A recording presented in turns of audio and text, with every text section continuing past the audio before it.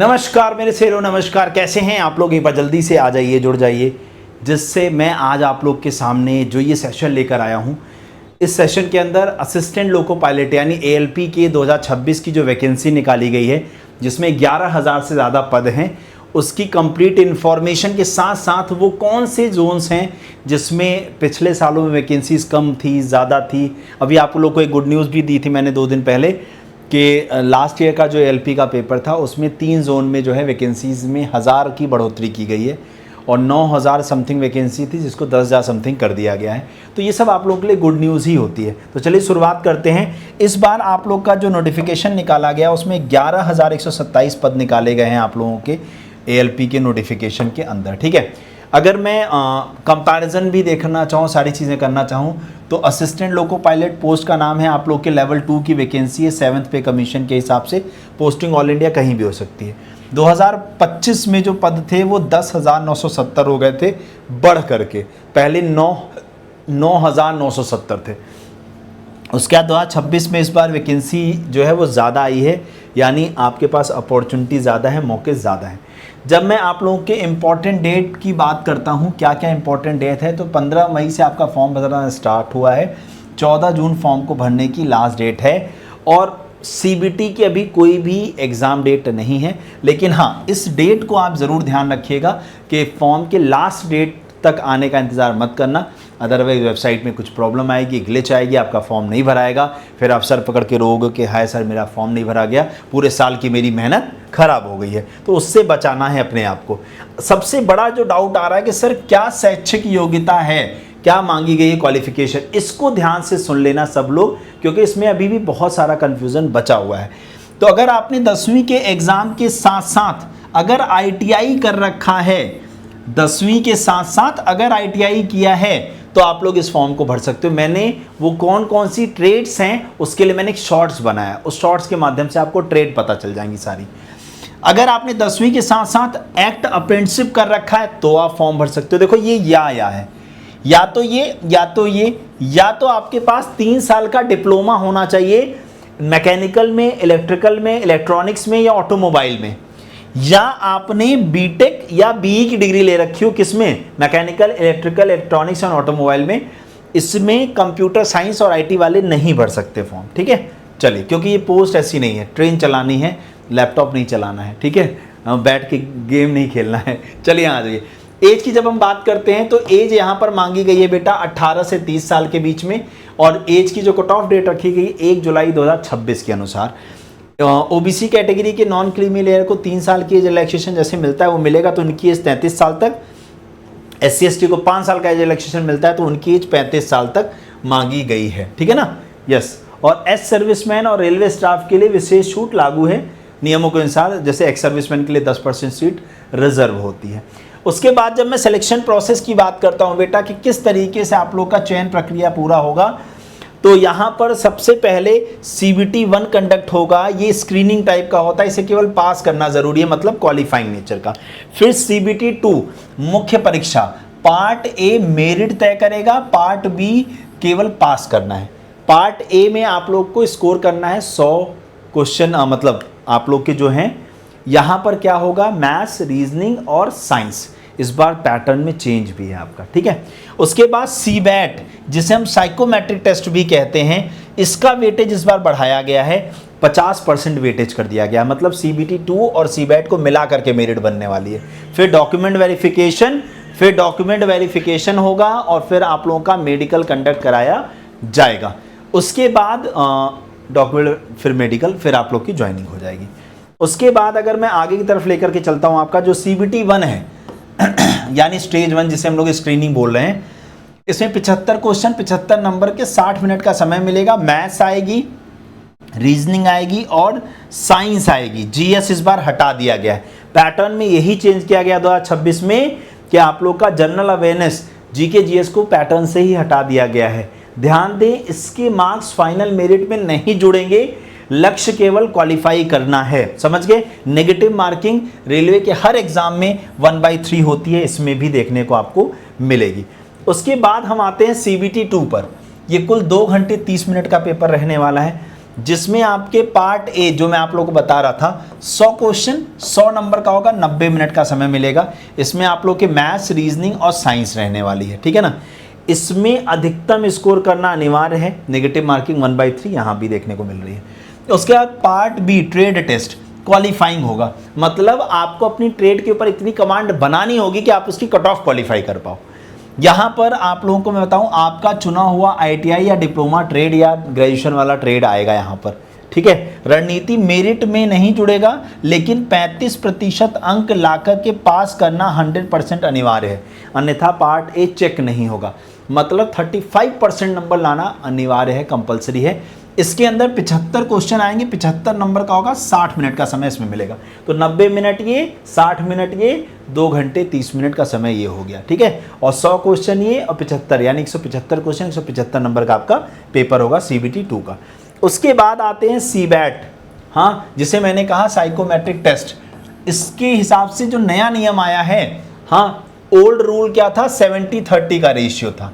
पुराना नियम क्या कहता था, CBAT के 70% और CBAT के 30, यानी CBT 2 के 70% लिए जाएंगे और 30% CBAT के। इस बार क्या कर दिया गया है, 50-50। अब फाइनल मेरिट में दोनों का वेटेज सेम कर दिया गया है। CBAT में कोई नेगेटिव मार्किंग नहीं है, मेमोरी, कंसंट्रेशन और डायरेक्शन के टेस्ट शामिल हैं।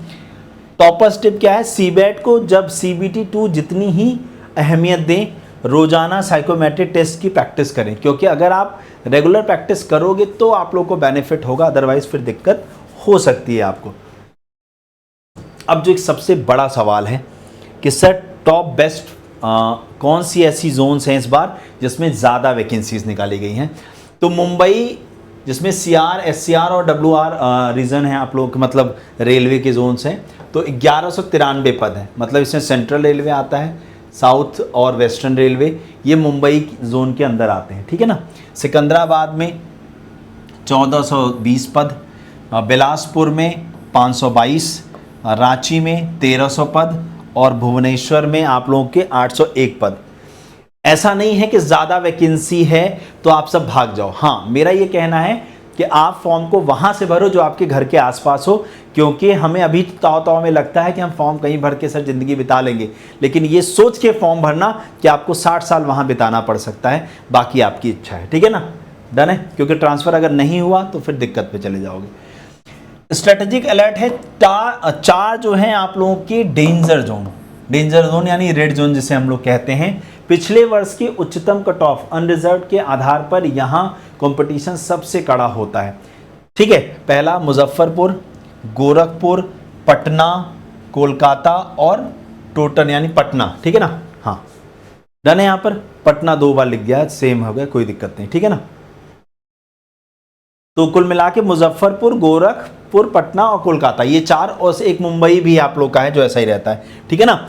तो अब मेरी बात को यहाँ पर समझिएगा। अभी मैं आप लोग को पिछले 3 सालों की वैकेंसीज और कंपैरिजन दिखाऊंगा, वैकेंसीज का भी और साथ ही साथ कट ऑफ का भी, ठीक है। आगे बढ़ते हैं। तो ये 4 डेंजर जोन अपने लिए मान सकते हो, कौन से, मुजफ्फरपुर, गोरखपुर, पटना और कोलकाता। उसके बाद सेफ जोन की जब हम बात करते हैं तो चंडीगढ़, तिरुवनंतपुरम, भोपाल और चेन्नई, ठीक है ना। इसमें भोपाल 2 बार आ गया, ठीक है, कोई दिक्कत नहीं। 4 सेफ जोन और 4 डेंजर जोन हो गए। डन है यहाँ तक। आगे बढ़ते हैं। अब मैं अगर आपको आगे की तरफ लेकर चलूं तो सबसे बड़ा जो मोटिवेशन है वो है सैलरी, और क्या ग्रोथ मिलेगी सर मुझे। सैलरी की जब मैं बात करता हूं यहाँ पर बेटा, तो लेवल 2 का पे मिलेगा जिसका बेसिक 19,900 है। इन हैंड सैलरी 25 से 35,000 पर मंथ के हिसाब से आती है, लेकिन सैलरी किस जोन पे आप किस पोस्ट पर हो, मतलब प्रमोशंस भी तो होते हैं ना यहाँ पर। प्रमोशन कैसे, असिस्टेंट लोको पायलट से प्रमोशन होगा आपका लोको पायलट पे, गुड्स पे, फिर मेल एक्सप्रेस ट्रेन्स पर, और उसके बाद सबसे ऊंचा पद हो जाएगा लोको सुपरवाइज़र इंस्पेक्टर, मतलब आप फिर इंस्पेक्शन करने वाली पोस्ट पर आ जाओगे, ठीक है ना। और फॉर्म फीस आपको पता है 500 रुपये फॉर्म फीस है सभी कैटेगरी के लिए, SC/ST और एक्स सर्विसमैन और फीमेल्स के लिए 250 रुपये। 500 में 400 रुपये रिफंड हो जाएगा तो CBT 1 दे दोगे, और 250 के 250 रिफंड हो जाएंगे जब आप CBT 2 का एग्ज़ाम, मतलब CBT 1 का एग्ज़ाम दे लोगे तब। RRB की वेबसाइट है rrbapply.gov.in, इस पर जाकर के आप फॉर्म भर सकते हैं। सफलता का इंजन आपकी मेहनत के ईंधन से चलता है। 11,127 सीट में आपको केवल एक सीट चाहिए। सही रणनीति यानी स्ट्रैटेजी, निरंतर अभ्यास, मॉक टेस्ट और अपनी क्षमताओं पर विश्वास ही आपको विजेता बनाएगा। तो तैयारी भैया आज से ही शुरू कर दो। लेकिन उससे पहले बस एक चीज़ देख लेते हैं जो मैं आपको बताना चाह रहा था, दिखाना चाह रहा था। ये देखो 2026, 2025 और 2024 की आरआरबी और zone wise vacancy details of ALP. तो मैं आपके सामने यहाँ पर देखो एक स्क्रीनशॉट लगा देना, इसको आप देख लीजिएगा। मैं चेंज कर अहमदाबाद, अजमेर, ठीक है, उसके बाद प्रयागराज, बेंगलुरु, भोपाल, फिर भुवनेश्वर, बिलासपुर, चंडीगढ़, चेन्नई, गोरखपुर, गुवाहाटी, जम्मू, उसके बाद आपका कोलकाता, मालदा, मुंबई और मुजफ्फरपुर, पटना, रांची, सिकंदराबाद, सिलीगुड़ी, तिरुवनंतपुरम। तो अब यहाँ पर आप सीधा सीधा देख सकते हो कि 2026 के अंदर लगभग 11,127 पद हैं, 2025 में 10,970 थे और 2024 में 18,799 पद निकाले गए थे। अब कट ऑफ देख लो, 2024 की कट ऑफ क्या गई थी। तो अब यहाँ पर आप CBT 1 और CBT 2 का कट ऑफ देख सकते हो और इस कट ऑफ के आधार पर ही मैंने आपको 4 सेफ और 4 डेंजर जोन बोले हैं। देखो बेटा, मैं आपको एक सिंपल सी बात बताऊं, सेफ जोन और डेंजर जोन आप लोग पूछते हो, आप लोग जानना चाहते हो, इसलिए हमें ये वीडियो बनानी पड़ती है। वैसे मैं सिंपली बोलूं, सेफ जोन और डेंजर जोन कुछ नहीं होता। अगर आपकी तैयारी अच्छी है तो आपके लिए हर जोन सेफ है, अगर आपकी तैयारी अच्छी नहीं है तो आपके लिए हर जोन डेंजर है। कारण क्योंकि सेफ जोन और डेंजर जोन की बात सोचता ही वही है जिसकी तैयारी अच्छी नहीं है। वो खाली चाहता है कि मैं किस्मत के भरोसे अपना सिलेक्शन ले लूँ। तो भाई साहब, किस्मत एक बार आपका साथ देती है, बार बार साथ नहीं देती, और किस्मत भी उसी का साथ देती है जो मेहनत करता है। ठीक है ना। तो देख लो यहाँ पर अगर हम आरआरबी अहमदाबाद की बात करते हैं तो CBT 1 का अनरिजर्व का कट ऑफ गया था 54.34, CBT 2 68.79 और फाइनल 79.98। अजमेर का देखो फाइनल 82.32 गया था। CBT 1 का इतना, CBT 2 का इतना। उसके बाद बेंगलोर का 79.58 जिसमें CBT 1 58। देखो ये कम थे ना, ये देख सकते हो। भोपाल, फिर भुवनेश्वर, सभी कैसे आप लोग को यहाँ पर फाइनल कट ऑफ CBT 1 का भी CBT 2 का भी पूरा कट ऑफ मैंने दे रखा है। गोरखपुर 78 गया था, 73 गया था, 75 गया था, जम्मू का 81 पॉइंट, कोलकाता का गया था, मालदा का 79.43, मुंबई का फाइनल SCR का 76.84, फाइनल WR का 76.83 और फाइनल CR का 79.33, मुजफ्फरपुर का 82.01 और पटना का 81.59। इस तरीके से आप लोग की कट ऑफ जो है वो लास्ट ईयर गई थी यहाँ पर। ठीक है, तो होप सो आप लोग को सारी बात अच्छे से समझ में आ गई होगी। तो चलिए फिर आज के लिए इतना ही रखते हैं, मिलते हैं आप लोगों से नेक्स्ट वीडियो के अंदर। आप सभी लोग मुझे ऑफलाइन कमेंट करके बताइएगा कि आप लोगों ने किस जोन से फॉर्म भर दिया है। और अगर आप बेटा रेगुलर बेसिस पर मेरे साथ रीजनिंग पढ़ना चाहते हो, क्योंकि इस बार रीजनिंग का वेटेज बढ़ गया है, हाँ, और रीजनिंग आपको अच्छे से तैयार करनी पड़ेगी, तो आप रोज़ शाम 5 बजे आप मेरे साथ जुड़ करके इसकी तैयारी अच्छे से कर सकते हो। तो रोज़ शाम को 5 बजे रेलवे टेक्स्ट बुक के यूट्यूब चैनल पे मेरी क्लास होती है। रीजनिंग में पूरे नंबर दिलाने की गारंटी लेता हूँ मैं, बस आप मेरे साथ क्लास करना शुरू कर दीजिए। Thank you so much. जय हिंद, जय भारत। अपने विचार, अपने सजेशंस इस वीडियो के नीचे कमेंट करना मत भूलिएगा। और आपकी कोई क्वेरी, आपकी कोई सवाल है तो भी आप इस वीडियो के नीचे पूछ सकते हैं, मैं उसे